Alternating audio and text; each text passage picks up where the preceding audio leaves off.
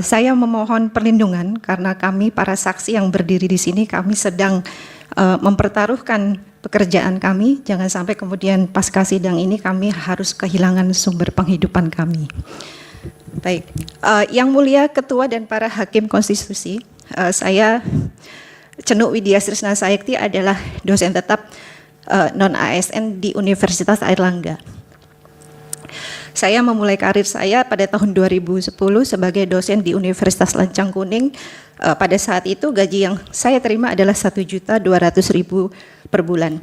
Saya tetap menjalankan pekerjaan itu dengan serius karena saya percaya bahwa profesi dosen adalah profesi yang penting baik untuk mahasiswa maupun untuk perkembangan ilmu pengetahuan.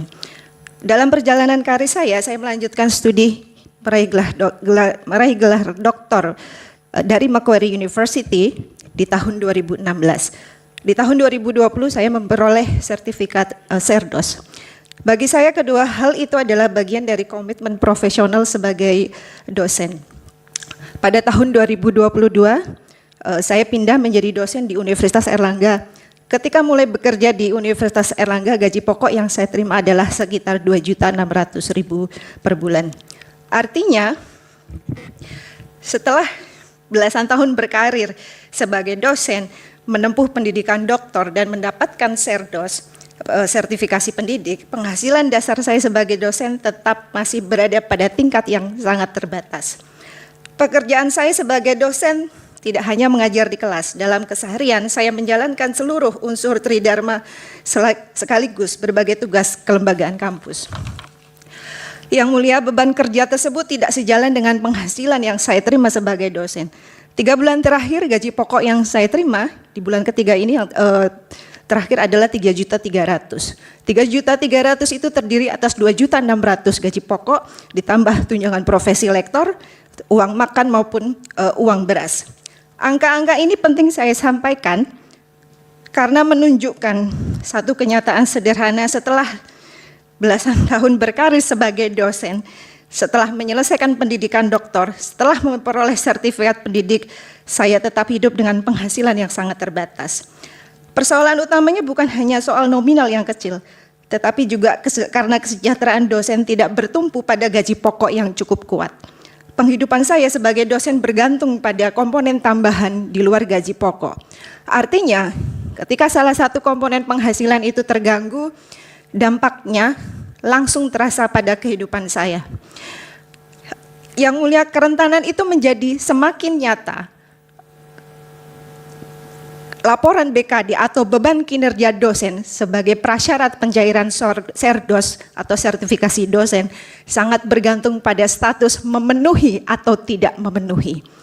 Pada semester ini, beban kinerja dosen saya dinyatakan tidak memenuhi, yang artinya semester depan saya tidak akan memperoleh tunjangan sertifikasi dosen. Sebelum status tidak memenuhi itu muncul, saya mengalami beberapa peristiwa yang sangat mempengaruhi pengakuan atas pekerjaan sebagai dosen. Pertama, saya tidak diberikan surat tugas oleh pimpinan di unit di mana saya ditempatkan untuk kegiatan pengabdian masyarakat yang saya lakukan, dengan alasan bahwa status kepegawaian saya tidak jelas. Akibatnya kegiatan pengabdian tersebut tidak diakui. Kedua, penelitian saya yang telah dinyatakan lolos seleksi juga tidak dicairkan dananya dengan alasan bahwa kegiatan itu dianggap ilegal. Padahal penelitian tersebut dilakukan melalui skema resmi yang diakui di dalam sistem internal Universitas Airlangga. Lagi-lagi alasannya yang dikemukakan berkaitan dengan status kepegawaian saya. Padahal status saya jelas, saya adalah dosen tetap non-ASN di Unair dengan hak dan kewajiban yang melekat pada status tersebut. Karena itu ketika kegiatan pengabdian tidak diakui, kegiatan penelitian terhenti karena dana riset saya tidak dicairkan dengan alasan status saya diragukan, saya mengalami sendiri bagaimana pekerjaan akademik yang nyata dapat kehilangan pengakuan. Puncaknya adalah ketika beban kinerja dosen saya dinyatakan tidak memenuhi. Status ini berdampak langsung pada pencairan tunjangan profesi dosen, yaitu sebesar 1 kali gaji pokok. Dengan demikian bukan hanya penilaian yang dipertaruhkan, bukan hanya penilaian atas kerja saya, tetapi juga penghasilan yang saya gunakan untuk memenuhi kebutuhan hidup. Apa artinya BKD yang tidak memenuhi?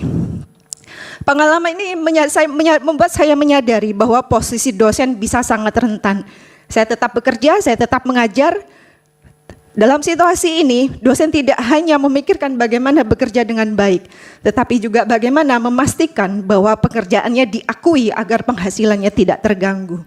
Ketika gaji pokok sendiri tidak cukup kuat menjadi dasar penghidupan, maka hilangnya satu komponen penghasilan seperti tunjangan serdos atau profesi langsung berdampak pada kehidupan sehari-hari.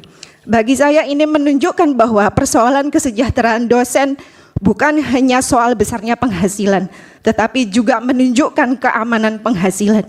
Seharusnya seorang dosen tidak terus-menerus hidup dalam kekhawatiran bahwa penghasilannya dapat berkurang, sementara ia tetap menjalankan seluruh kewajiban profesionalnya. Karena itu saya bergabung dengan Serikat Pekerja Kampus pada tahun 2023. Saya bergabung karena saya sampai pada sebuah kesadaran bahwa persoalan kesejahteraan dosen bukan persoalan pribadi, melainkan persoalan struktural yang menyangkut relasi antara dosen sebagai pekerja akademik dan kampus sebagai pemberi kerja. Saya meyakini bahwa pekerja akademik juga perlu memiliki bargaining power yang seimbang dengan kampus. Selama ini suara saya sebagai dosen seringkali tidak terdengar, dan saya merasa bahwa dalam posisi yang lemah. Dengan bergabung bersama pekerja kampus lainnya, saya memiliki ruang untuk memperjuangkan hak-hak kesejahteraan dosen dan memastikan bahwa keberadaan dosen diakui bukan hanya sebagai pelaksana tridharma, tetapi juga sebagai pekerja yang profesional yang berhak atas penghidupan yang layak. Dari pengalaman yang saya alami, saya sampai pada sebuah kesimpulan bahwa dosen membutuhkan jaminan gaji pokok yang layak sebagai dasar kesejahteraannya.